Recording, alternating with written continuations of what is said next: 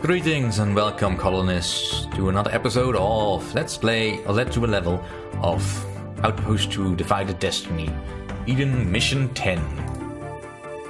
Raid. Retribution had come swift and hard for the actions of Jakbar, Eden's spy. Under cover of darkness, the Plymouth convoy had sliced through Eden's defenses, ignored choice strategic targets, and made a lightning raid on the lab's researching starship technology. An attempt to remove salvage from the original starship, Gunstoker had been repelled thanks to courageous action by the volunteer guard, but 3 scientists were missing and presumed captured. Among these was Eldon Jensen.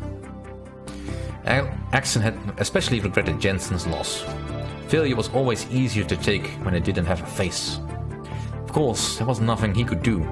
Once Bar caused the talks to collapse, Emma, or at least the people she spoke for, simply didn't trust anything Eden had to say. Nothing they had to offer. When the communications channel went dead one afternoon after a particularly heated session, it was no surprise. The raid was 9 hours late. The raid 9 hours later was. As Axon sat in front of one of Resistance 3 gallery windows and stared gallery windows and stared out at the large hole blasted in the lab's side, still unrepaired. He hoped Plymouth had got something useful from the 3 captives, because the pendulum was swinging Plymouth's way again, and it was bound to hit hard. Alarmed by the ease by which the raid had penetrated their defenses, Eden had been given a new priority, and a splintered political faction had aligned behind one thing and one thing only: a massive military buildup. They would have their scientists back, and the gene bank too. Axon slumped, chin propped in his hand. If this got up, neither side would win. Too many resources would be squandered on weapons, too much destroyed in battle. Neither starship would be built, and humanity would die. He had to keep the lid on this war, keep things from falling up completely apart before the most vital work of survival had been completed. "Elder, you look like someone struck your dog." He looked up as Zach Alston stopped in front of him and handed him a clip-com. "What does that mean, the dog thing?" "I don't know. Saw it in old vid once. And you had the same look as your face as the guy in the vid. They never did show what a dog was, though." Axon tapped the clip-com with his finger. "You read it?" Zach nodded. "Me and the chairman. We agree with you that it's premature to take it to the whole Senate. It's shocking, if true." "It's true, alright. I'd stake my life on it." Zach sighed. "Even if it is, Elder, I don't know what we can do about it. This could tear the Senate apart if we reveal it to them. Destroy the uneasy truths we currently operate under. The Masters would deny everything. Everyone would choose up sides, and meanwhile, force the Masters to play out their hand. You'll have proof that some units, parts and supplies may be unaccounted for, that some people associated with the Masters didn't come back from the mining camp, that one man is missing. You can make a lot of that, but not a case. If what you tell me is true, we need a location. So far, the satellite has turned up nothing, and even getting the resources to look is politically very difficult right now. They'll hardly leave it all lying around in plain sight.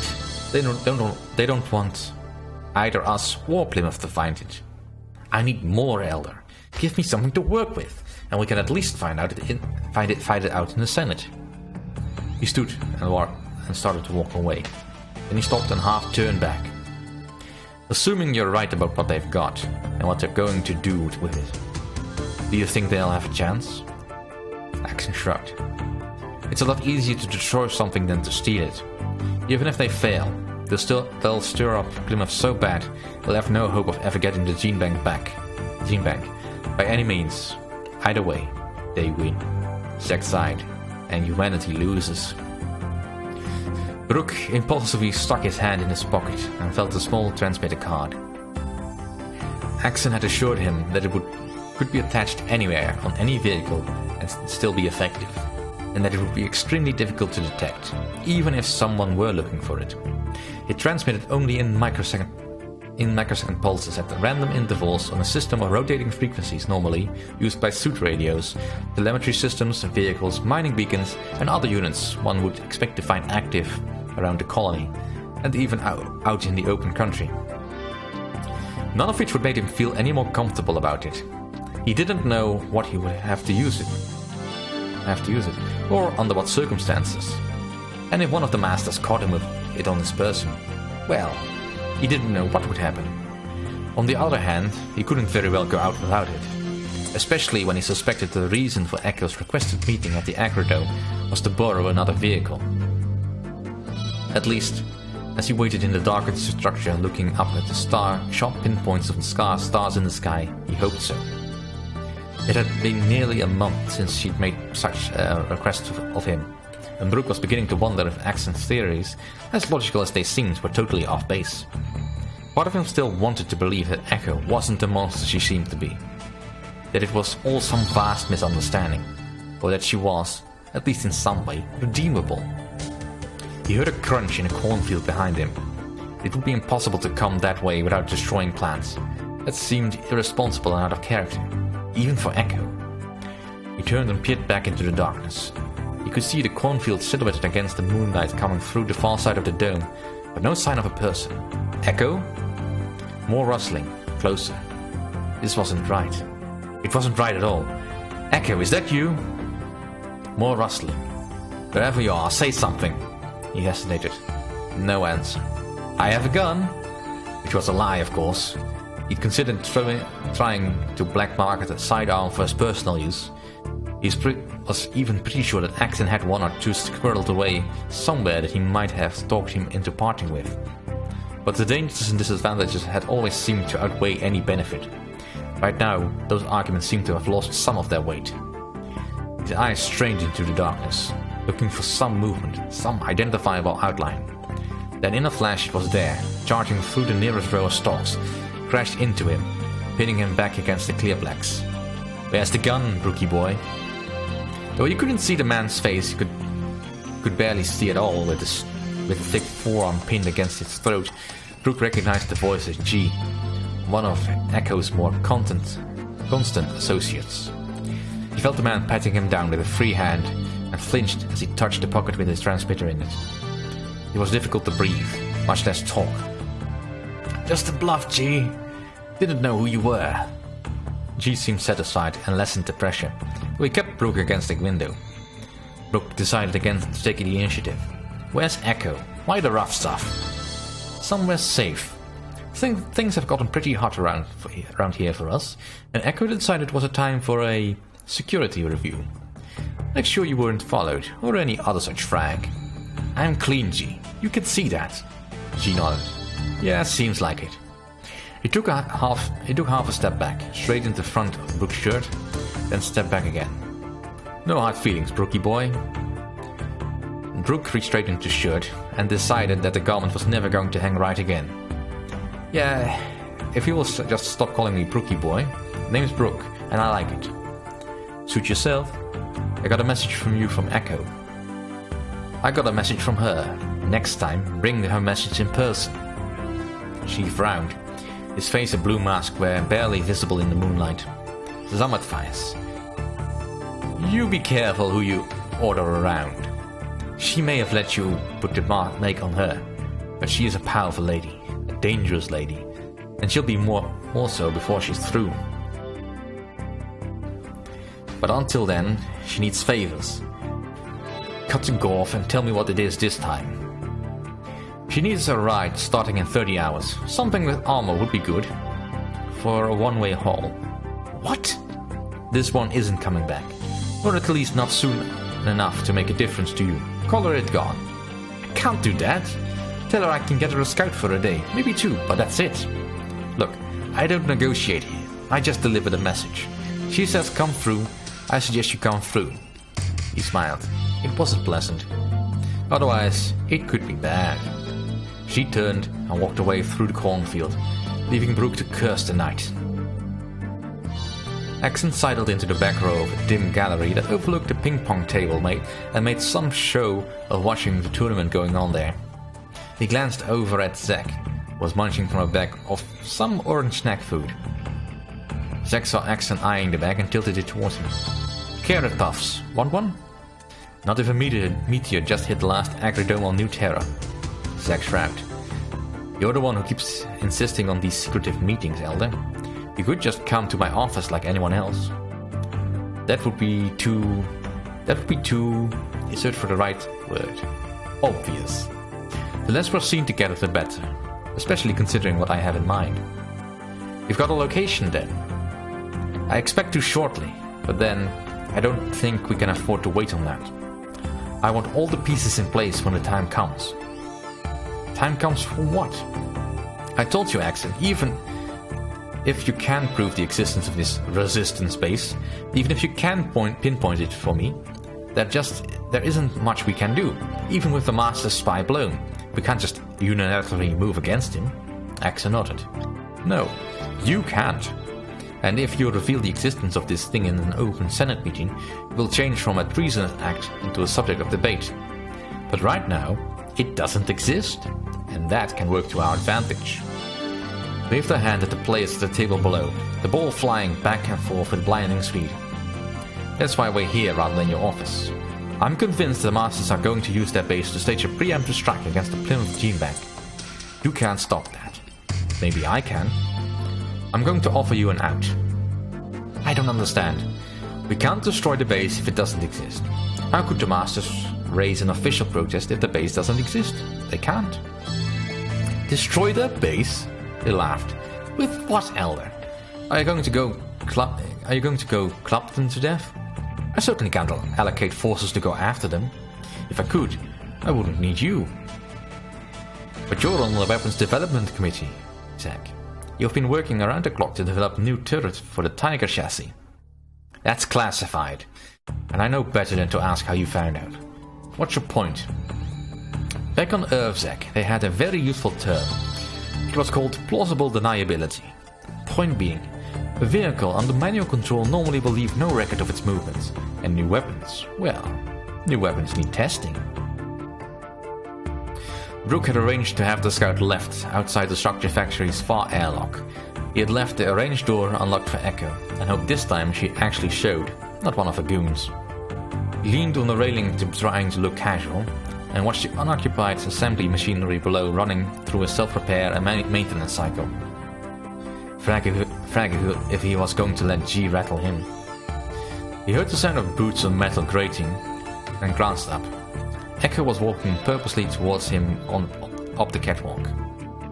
She stepped up next to him and adopted an identical pose leaning on the rail. Floor show is kinda dull tonight. You've got the item? It wasn't easy. I didn't ask for it if it was easy, Brooke. I just asked for it. I need it. There are some very important things going on and I need to be able to depend on you. He hung his head. Yeah. Then you've got the vehicle. No return? I have a scout waiting outside the emergency lock on the bottom of the stairs. He hesitated before making the lie. No return. She was silent for a time, just watching the preening of the machinery on the factory floor below. I can tell you're not being truthful with me, Brooke. If that scout isn't back in 2 days, you're going to be in a lot of trouble.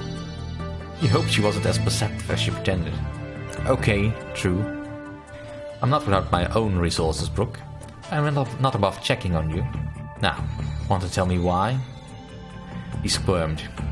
You said you needed it badly. I figured I could come up with a cover story by the time they noticed it was missing. Brooke, I'm going to assume that was a noble gesture on your part, but it's also a stupid one. Drawing attention to yourself, or to us, doesn't serve our mutual needs. I need this vehicle, not at the cost of ruining our plans. She turned and studied him carefully. I think I have a solution, Brooke. We've put you through a lot lately, and you've proven yourself reliable, to a fault. I'll take the vehicle, but you're coming with me. He stared at her blankly. There's something I need to show you, something I owe you a look at, since you helped make it possible. And that way, you can drive the vehicle back in plenty of time. What about you? She just smiled. I'll have my own ride. You'll see. This wasn't what he planned. Not at all. I'll need to go back to my quarters, arrange some off time. She waved her hand. Done. All taken care of. She took his hand and led him towards the steps down the lock. This is an exciting day, Brooke. You're going to see the Master's secret army. Axon looked unhappily at the irregularly dotted line on his clipcom. The signal from the transmitter was coming in loud and clear. The problem was, he couldn't get in touch with Brooke to find out exactly who or what he was tracking. He glanced around the garage and watched the last worker go on break precisely as scheduled. 3 test model Tychos were lined up in the first 3 bays. He sealed the visor of his spacesuit, slipped his keycard out of a front pocket, and walked towards the first Tiger. The hatch opened immediately when he ran his key over it. He lowered his feet into the opening and then slipped inside. The short, narrow space pushed his knees up and in, and barely gave him room to pull his elbows in. He slipped down a little further into a semi-reclining position, giving just enough room to pull the hatch shut over his head.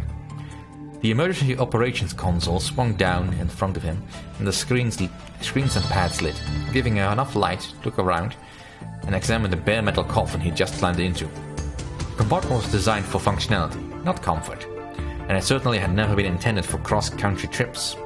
Unlike most vehicles, it lacked even an emergency life support system, and so he'd have to spend the entire trip sealed in his suit. He activated the manual controls and directed the Tiger out of the garage. Fortunately, the onboard Noesis computer could handle the precise steering. All he had to do was use the console to tell the vehicle where he wanted it to go. It rumbled to life around him and immediately began to move. It rolled out of the bay, turned on its axis, moved a few meters, then again towards the vehicle lock. He glanced down at the clipcom balanced on his leg and set out a route to follow at a discreet distance.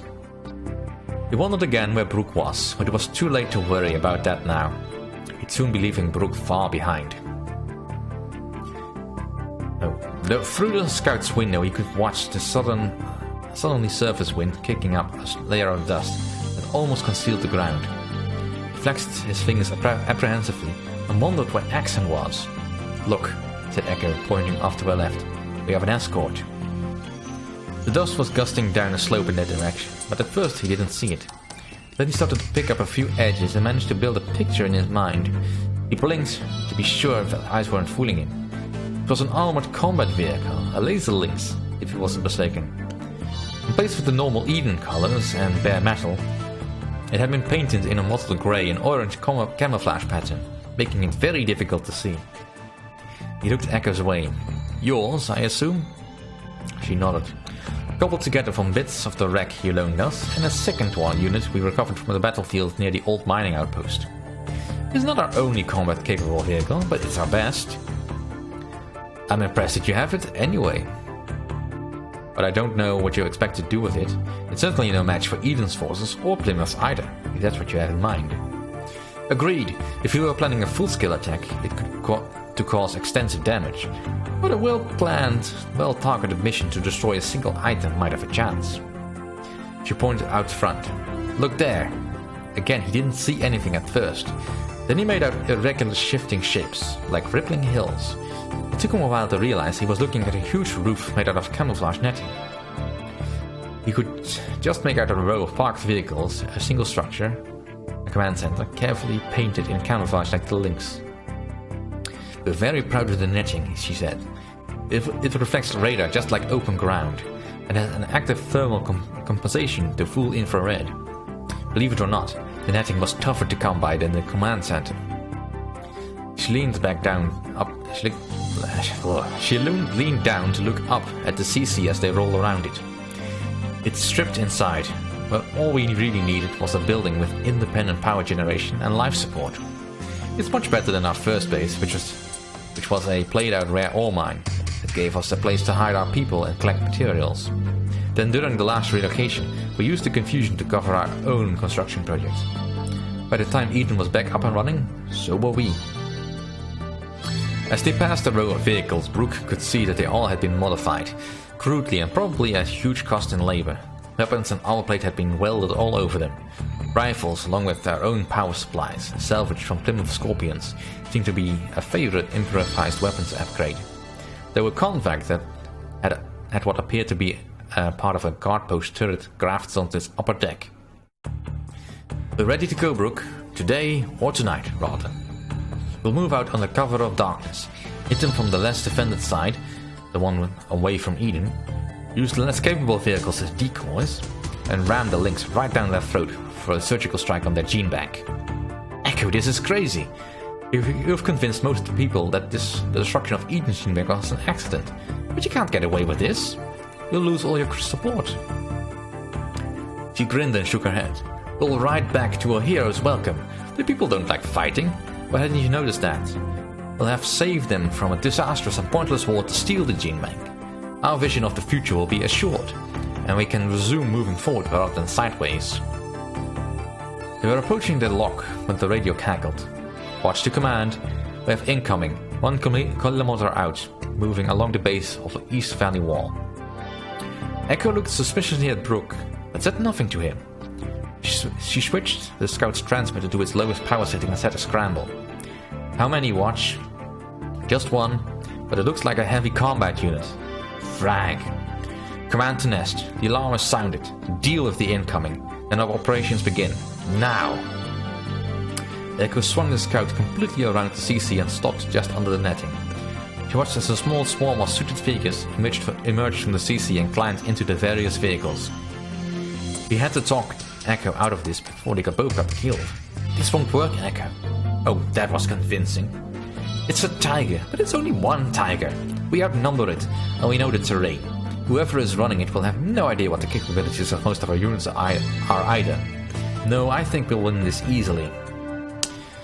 He watched as the various units, led by the Lynx, rolled out. The scouts took up a distant rear position, having no armor and no combat capability. Brooke didn't think that would prevent Axon from blasting them though, unless of course Echo's assessment of the situation was accurate, and he didn't want to think about that. Axon watched the approaching blips on his targeting scanner. Too many. There was only supposed to be 1 Lynx. Were they planning to attack him with unarmored vehicles? Ramming? It was unthinkable. He swung the Tiger out onto the valley floor to give him more room to maneuver, and less chance to be boxed in. Armed or not, some of these vehicles were probably twice as fast as he was. A laser cut through the blowing dust, and an explosive bang told him he'd been hit. The dust would reduce the effectiveness of lasers, but he had no idea what it would do to his unproven weapon system. Time to find out. He powered up the turret and activated the path projectors. Behind him, through the metal of the hull, you could hear the massive volt sinks powering up. Brooke, trying to not be obvious about it, scanned the little cap for a weapon. He eyed the emergency hand pump for the door opener. The handle looked removable. Slowly, he reached over to pull the pin that held it in place. The radio chattered with traffic now. Squad 3, do you recognize that unit? Negative. It's putting out some kind of beam though. It just gave me a little bump as it tracked past me. Echo smiled as she heard this. It must be one of the new prototype weapons. That's how they got it out of Eden without drawing attention. This is being passed off as a test. Well, it looks like their super weapon has a few bugs to work out. Her hand tightened on the tiller. Too bad there isn't time. Gently, Brooke pulled the handle free of the pump. Suddenly, lasers were coming from everywhere. These weren't combat vehicles. Well, never underestimate the human ability to improvise. The Masters had been rewriting the rules from the beginning. He felt stupid for not to have anticipated here as well. Individually, the hits were nothing, but collectively, they were taking him apart. And he couldn't get away. He looked for cover, but the flat valley floor offered nothing. The convict rolled in front of the turret. A moment of truth. The path projector's invisible beams swept along its flank and locked on. They'd barely feel those, but they were only to provide a path of least resistance for the electrical charge that followed. Time to let loose Thor's hammer. Fire! Lightning arced away from the turret, danced around the vehicle for a moment, then faded. The turret's second weapon fired. Again, it narrowly missed the target, then flicked into contact and sliced the side of the convict open like a ripe melon. Yes! Squad 2, I just got hit by lightning. Did you see that? Negative, the sky is still clear. Squad 1, pulling back. Brooke touched the bloody lump behind Echo's ear. She was still breathing.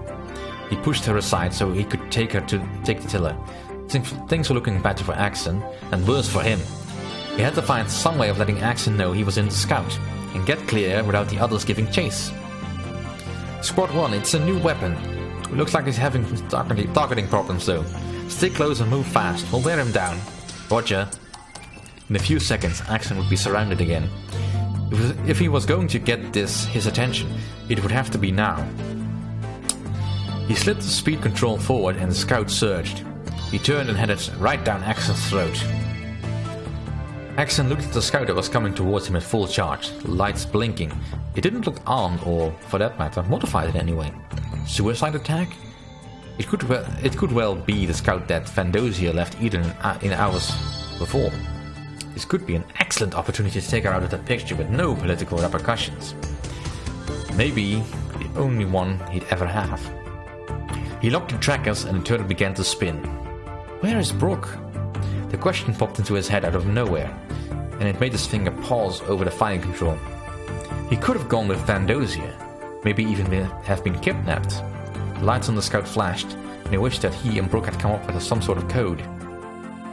Oh well, too late now. And he had only one choice really. He made a final manual adjustment of the targeting and fired. The flash nearly blinded Brooke, and he flew back in his seat, throwing his arms over his eyes, and even with them closed, the blue streak of electricity was burned into his retina. And he blinked to clear his vision. The Scout was still moving, and seemed unharmed. Targeting problem, he thought. I can use this. He keyed the radio. This is, command passenger. We were hit. The commander is hurt bad. I'm going to make a run and try to get her to a hospital. This is Squad 2. Negative. We have our medical facilities at the base. She's hurt bad. She needs a hospital. Out.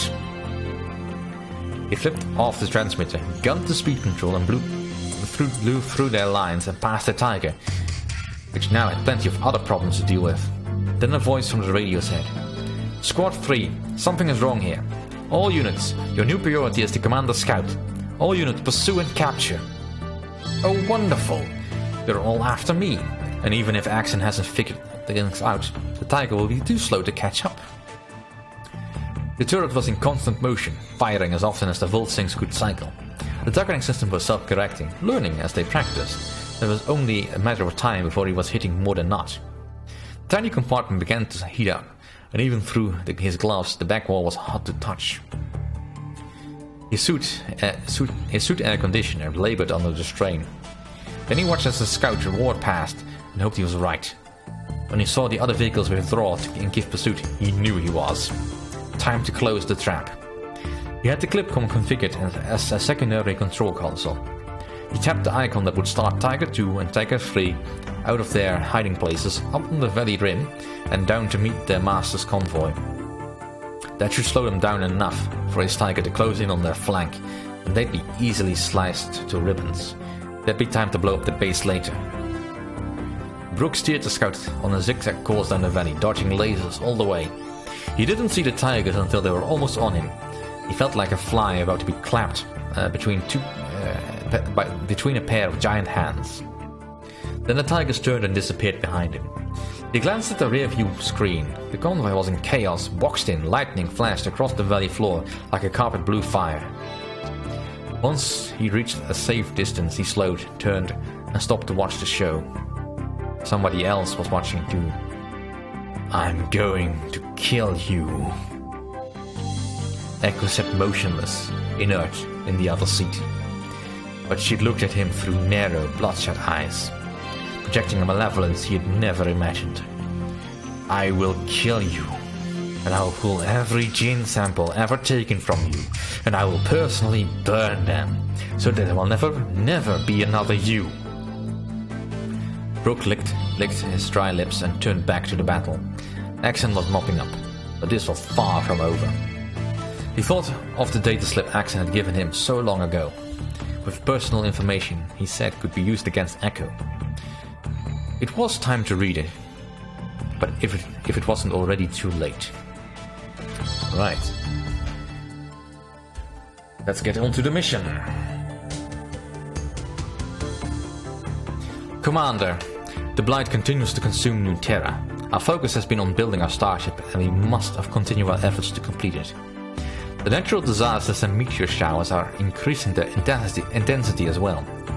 New Terra is dying violently. Several new technologies may offer us some degree of protection from these events.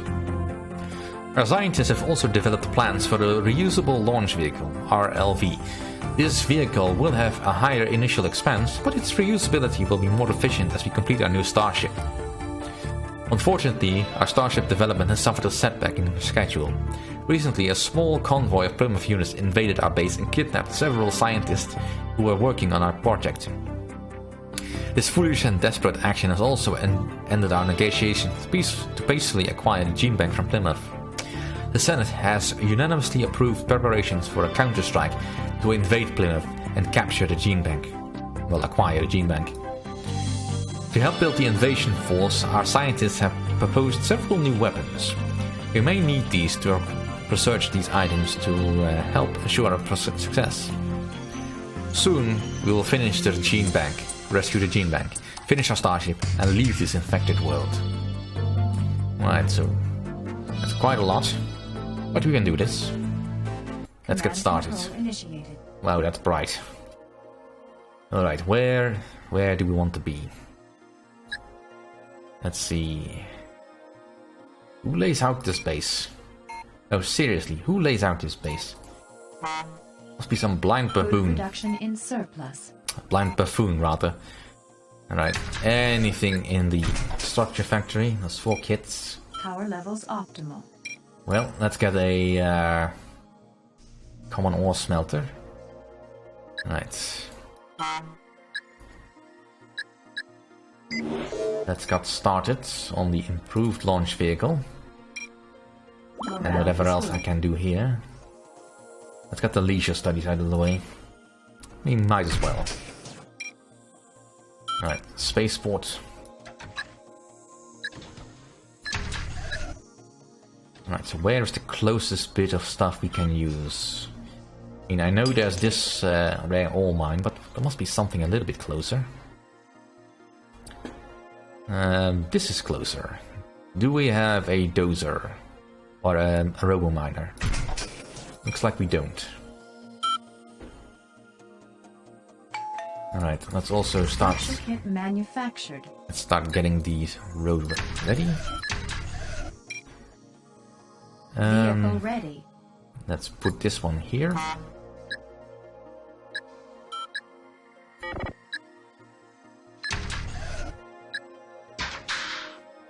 Right.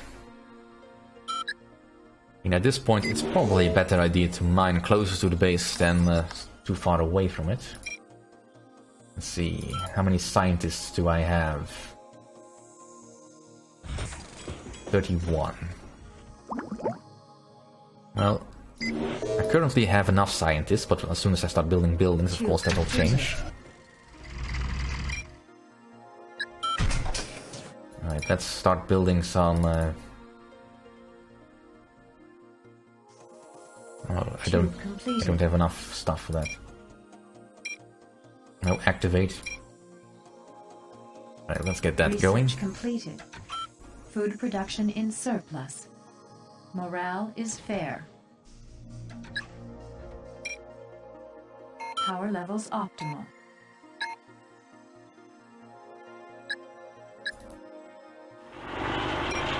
Alright. Let's just get that going. Plymouth can come from a lot of direction, but luckily our north face is protected by a ridge.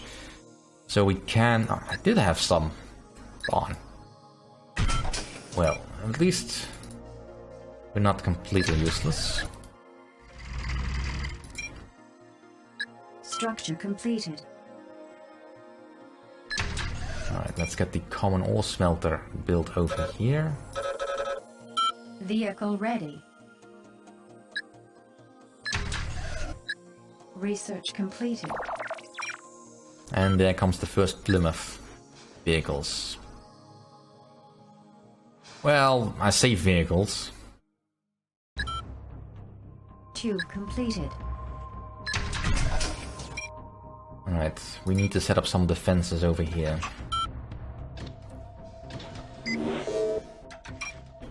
Right, let's see. Let's get some magma purity control. And let's develop the high energy ray composite projector, which we'll need to build something to defend us against the asteroids. Now, the scorpions will not be a problem really, but pretty much everything else will be. And so... And I do want to take out that Starflare Panther. So I will need some EMPs. Let's also get an acid Food cloud production going. in surplus. Morale is fair. Power levels optimal. Right. Structure kit manufactured.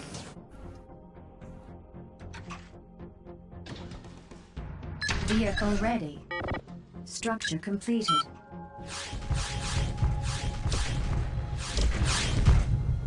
Structure completed. Structure completed. Alright. Structures disabled. Got some incoming from the north, that's fine. We are under attack.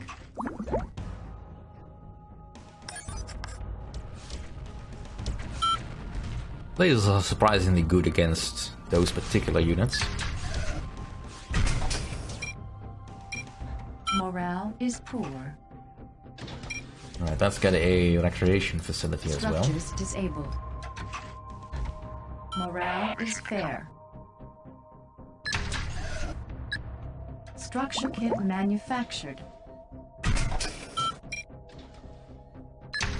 Alright, let's get an acid cloud over here. And let's Structure completed. drag a line of pipe towards that direction. Right. Research completed. Right. First step, building the RLV, which I can't do because I don't have the supply for it. Right. And let's get the extended range projectile so I can make my grenade-based weapons a little bit more effective. Structure completed. Alright.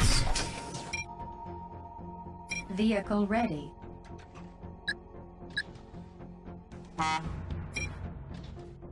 Let's start mining. Power levels optimal. Food production in surplus. Alright, good. Morale is good.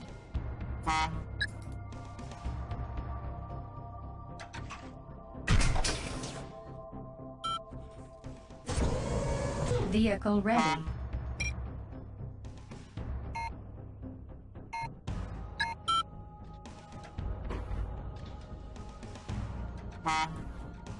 Right, there. There.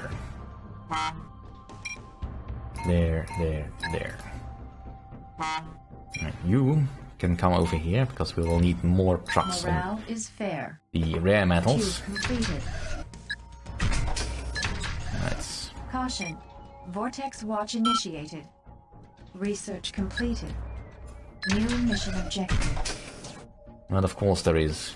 Right, so the new mission objective is build a meteor defense structure. Now that's fine and all, but that requires that I build a observatory. Vortex imminent. Right, it's not anywhere close, luckily. Well, it depends a bit on where it's going.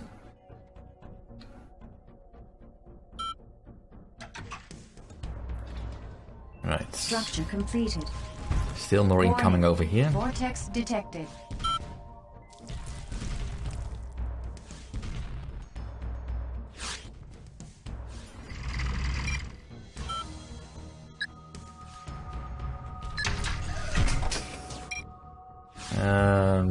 I'll just wait for the observatory. Structure kit manufactured.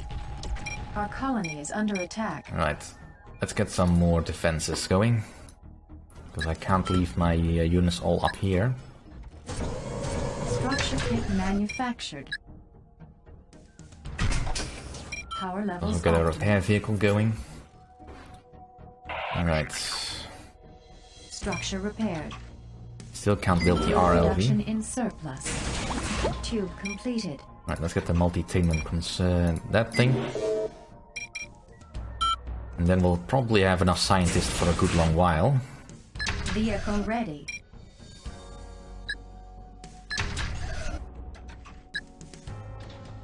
Alright, so we definitely need more recreation facilities, but probably a little less once this research is finished. Alright.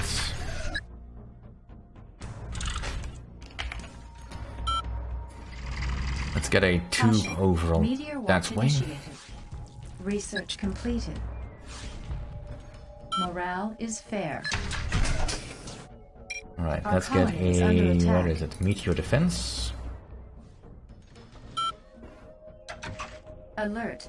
Meteor impact imminent. Caution. Seismic watch initiated.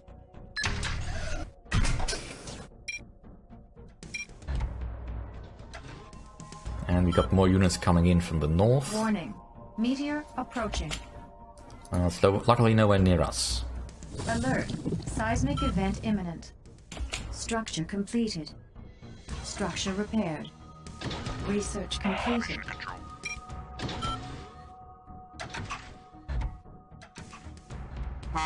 Alright, you take care of this. Warning. Seismic event detected. Structure kit manufactured. Alright, let's get the meteor defense online. Tube completed. Caution. Vortex watch initiated. Alright, let's get some more recreation facilities. Alright, meteor defense. That Power can go levels over there. optimal. Let's get you out of the Structure way. kit manufactured. Let's see, residences. Alert. Vortex imminent.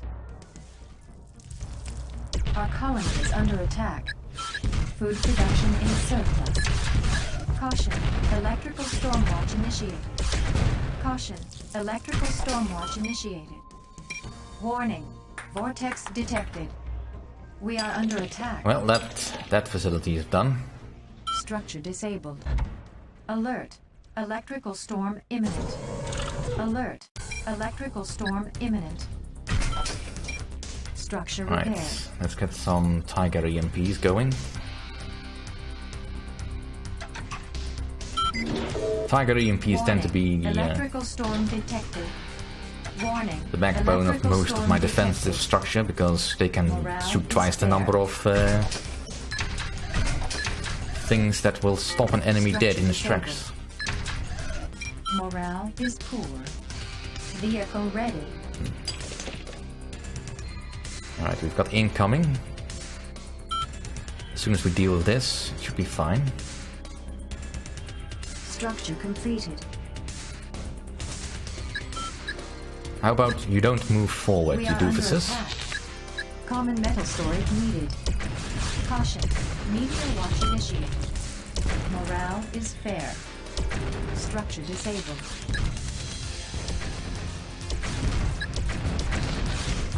Structure completed. Alert. Meteor impact imminent. Morale is poor. Alright. More defenses, please. Morale is fair. Alright. Structure kit manufactured. Oh, well, that's Warning. very nice. Meteor approaching. Structure disabled. Power levels optimal. Alright, let's build the Vortex watch RLV. initiated.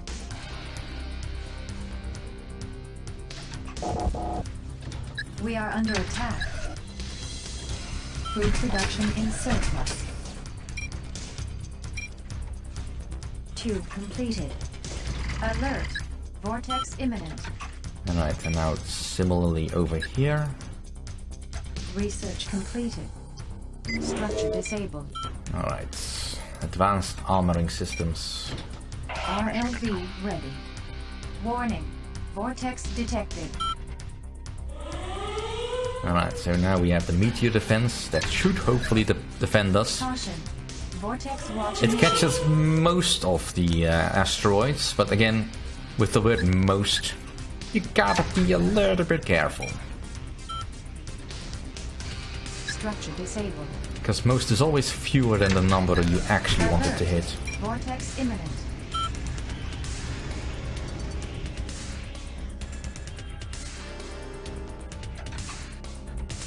Structure kit manufactured. Right. Warning. Vortex detected. Structure kit manufactured.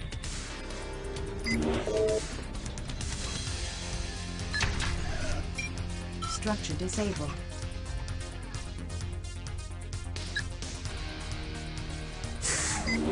Alright. So far, so good.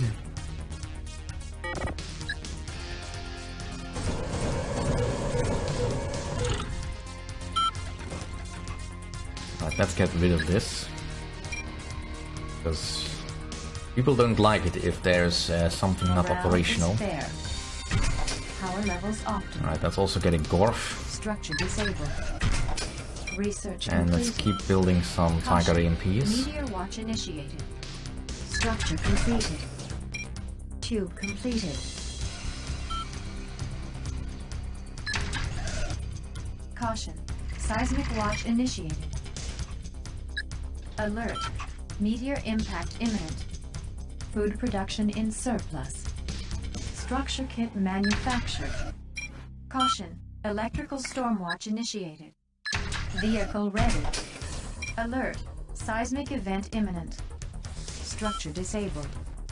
Warning. Meteor approaching. Structure completed. Morale is poor. Now, the Gorf does have a limited range where it can protect.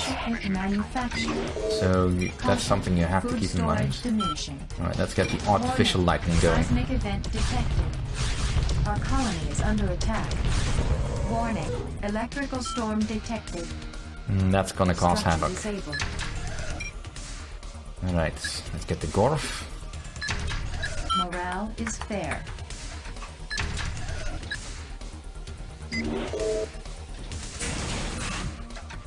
Food production in surplus. Now, there is always an argument for not ever researching the leisure facilities. Because, well, as soon as you have them, the people will ask for them. It depends really on how many people you have. I mean, right now, I'm actually close to the limit of the people I have. Tube completed. Right. Caution. Vortex watch initiated. Let's have you all move over there. Structure repaired. You move over to the garage, because you're no use to anyone. Power levels optimal. Alert. Vortex imminent. Right. Structure completed.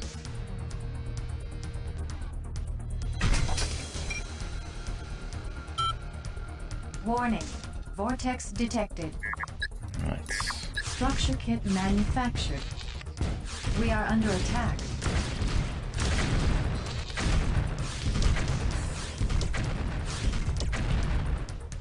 Right, so far so good. Food storage diminishing. It looks like I need to deploy another agrodome. Structure kit manufactured. Caution. Meteor watch initiated. Research completed. Structure completed. Right.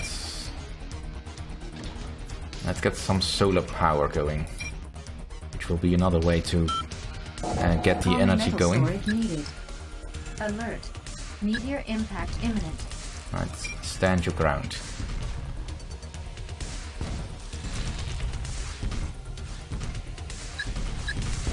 We are under attack. Morale is fair. Warning. Meteor approaching.